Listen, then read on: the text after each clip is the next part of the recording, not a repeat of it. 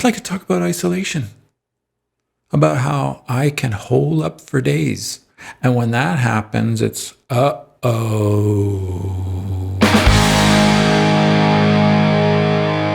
Welcome to Hug Me, I'm Insane. I'm your host, Perry Johnson. Today, I would like to talk about surviving isolation. It's been a very hot topic for many people coming out of the lockdowns. And some of you out there might relate to this, but the thing that hit me the hardest isn't so much the fact that I've been forced to isolate more than I normally would. I've naturally always been prone to isolation. And not only that, I'm an introvert.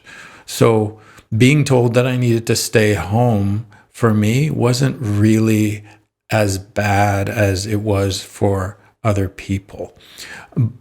That being said, I think the thing that I struggled with was seeing my friends and the world in general freaking out, especially at the onset of the lockdown and everybody freaking out about toilet paper and all that other stuff, and just how much these changes affected our collective psyche. I think that that's probably what affected me more. I'm really sensitive to that kind of stuff. But as far as actually having to stay home and not be as social, I was actually okay with that. Me being sociable is getting together with one or two other people. I'm not particularly comfortable in big crowds. I never have been. I'm not super comfortable public speaking, although once I get going, I'm okay. Like, I've learned how to do it. But if I have my choice, I'd rather be home creating or doing something like cooking or watching a good film or something like that. But so I was actually okay with being mandated to stay home. The face mask thing, that was pretty irritating. But other than that, I would say on the whole, I don't think having to isolate was as bad for me as it was for others. What has been more relevant for me, particularly in terms of my recovery and staying sober, is understanding the difference between isolation and solitude, particularly during the lockdown. And really being mindful of that line, like what is differentiating those two things, isolation and solitude. And I've come to understand the difference between the two as one being a vain attempt at protecting myself from the world, whereas the other is taking respite from the world as a way of nurturing myself. And that's how I've come to understand the difference. And where that line is largely is a matter of two things. It's time. How long have I been holed up, basically, and also how I'm feeling. I know that if I were to spend a week at a retreat full of people and I'm talking from dawn till dusk and interfacing with everybody, when I come home, I'm probably going to need a few days of recharging, of solitude. Whereas if I'm coming off a week of being at home working and then have some time off and spend those same 4, 5, 6 days by myself, that's when I start to border on isolation. And my brain starts getting pretty squirrely. Like that's when a lot of the insanity will come up for me, and my head will really try and take me down. Because ultimately, that's what it's wired to do. I'm a catastrophizer, and I've got trauma going way back, and my view of the world by way of my relationship with myself can get pretty, let's just say, not pretty. So What does surviving isolation look like for me? Like, what is the antidote? And probably, as I've alluded, I think what's critical for my mental health in terms of being mindful of isolation is having people in my life that are aware of my propensity for isolation and who understand the dynamics in which I operate in the world, both good and bad.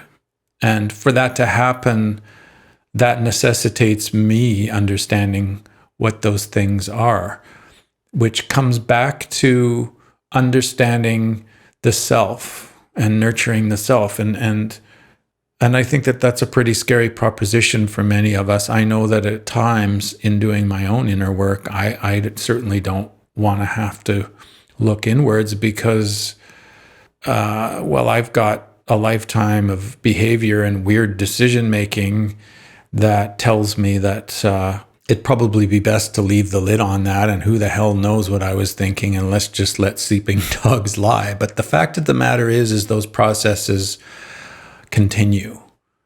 And much of my worldview, as I said before, is dictated by things that I learned early on in life from many different sources. And so in understanding how that worldview is pervasive as an adult is been super important for my mental health.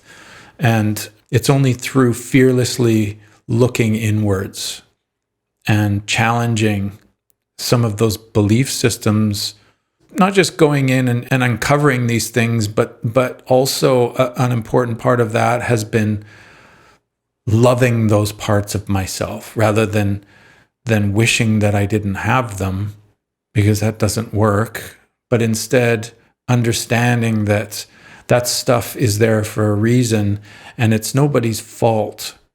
It's just what I was given, what I learned.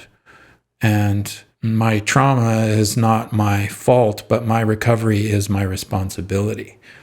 And so I certainly don't want to continue being pushed around by these long-standing belief systems, many of which are operating subconsciously, and I want to be able to illuminate those things. And so I think that isolation is a big part of that, because it speaks to the fact that there were long periods of time when I would be embroiled in either isolation born out of depression or addiction or anxiety or some combination of those things, psychosis, whatever it is. And those paradigms do not lend themselves to sociability. So really the only thing left is to hole up and attempt to survive all of that stuff. And my journey into recovery has been around, there's a saying, recovery is simple, we just need to change everything. And so I continue to mandate looking inwards with the beginner mind and not assume that I really know myself super well, because there's always more things that I'm uncovering that I did not know, and things that have been operating and pushing me around in ways that I never saw, because like everybody else, I have my shadow. Isolation, I think, is really brought into focus for many people, particularly coming out of the pandemic. What is it that's important to us? And many people are beginning to understand the juxtaposition between social media and being social. And how does that look in terms of me holding a device and being connected to many people versus being in a room full of people and having a conversation and seeing and feeling those people's energy?